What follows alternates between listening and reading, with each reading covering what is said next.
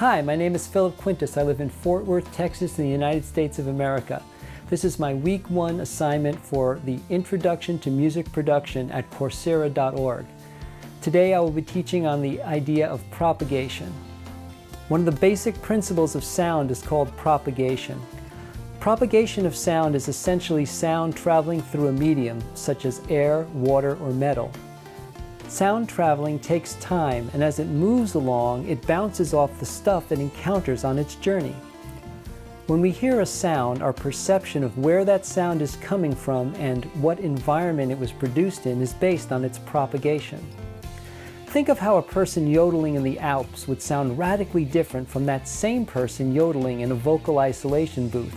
Or how about the contrast of a guitar player performing in an empty concert hall as opposed to a small practice room? These examples demonstrate how much propagation can affect our listening experiences.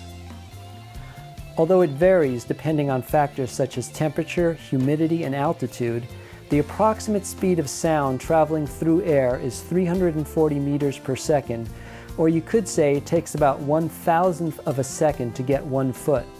You could also think in terms of sound moving about 1 kilometer in 3 seconds, or that it takes about 5 seconds to go a mile. Sound travels fast, but light moves quicker. That is why we hear thunder after seeing a lightning flash if the storm is far away.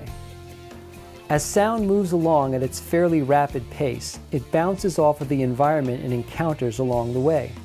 These encounters are called reflections, and they are different depending on the properties like size, shape, and density of the things that the sound is bouncing off of.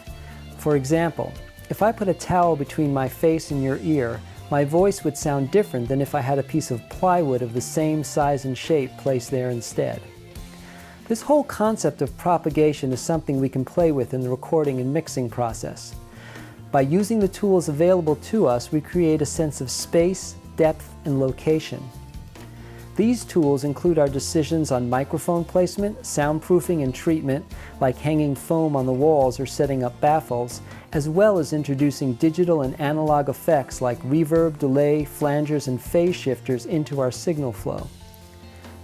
Many things, including where we pan a track from left to right in a stereo mix, are going to be major elements of its propagation. We can transform the listener's experience from a dry and boring hearing of recorded sounds into an exciting and spectacular journey of listening by applying our creativity to the manipulation of propagation in our recording projects.